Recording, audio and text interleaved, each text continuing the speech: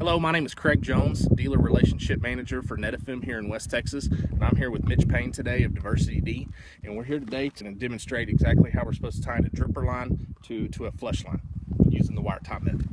Okay, so we've already pre-made our riser tubes to a certain length depending on how deep your ditch is, and we've already drilled our hole and stuffed our riser tube in there. So I'm going to demonstrate on digging it out, and then I'll show how we're going to tie it into the drip tapes successfully.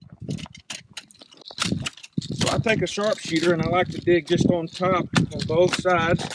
One critical thing here is you don't want to damage the drip tape. If you nick it here with your shovel, then that just creates leaks in the future. So I'm real gentle digging, and I like basically to dig out a little shelf. I don't like to dig out all of the dirt on the bottom of it, just so that there's a shelf that this riser tubing has a place to sit on once I tie it up. I usually like to go about 4 or 5 inches in from the dirt line. I'm going to just cut off the trash that the trencher made after it cut through the trench. And then my riser tube, as you can see, is too long right now. So we like to make them too long.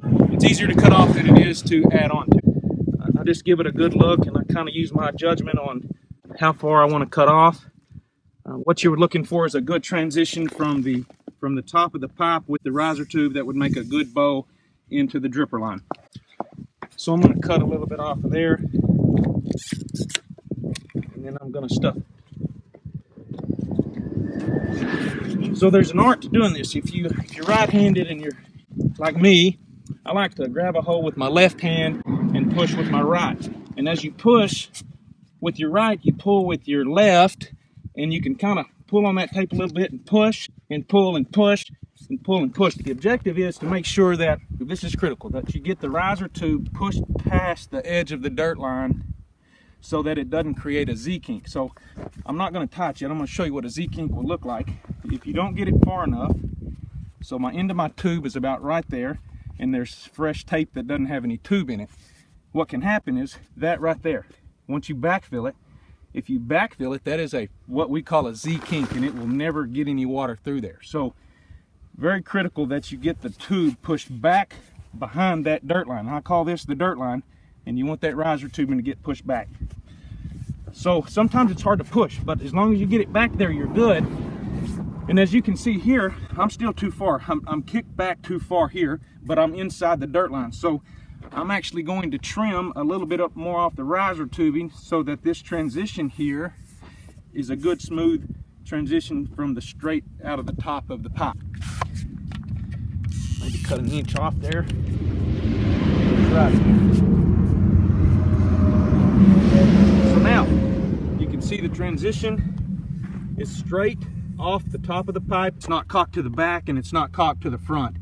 And then it makes its great bend into the dripper line. So you want this level with the drip tape, which it's pretty much level there. So then, I mean, the grommets have some flexibility in them, but for drip systems that are in for many, many years, if they're leaned over against that grommet, over time they could wear that grommet and create a leak where you have to change the grommet.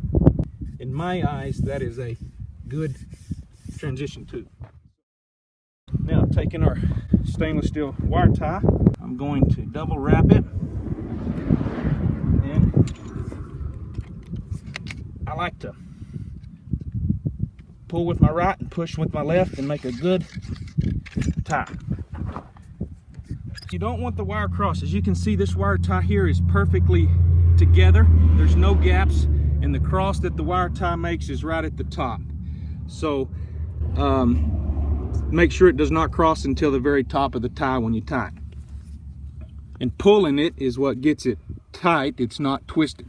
It's the tension of your hand as you're twisting the wire tie. 636, you'll use 6-inch wire ties. 875, you'll use 7-inch wire ties. 990, you'll use 8-inch wire ties. And then 1 1/8" drip tape, you'll use 9-inch wire ties. So there you have it.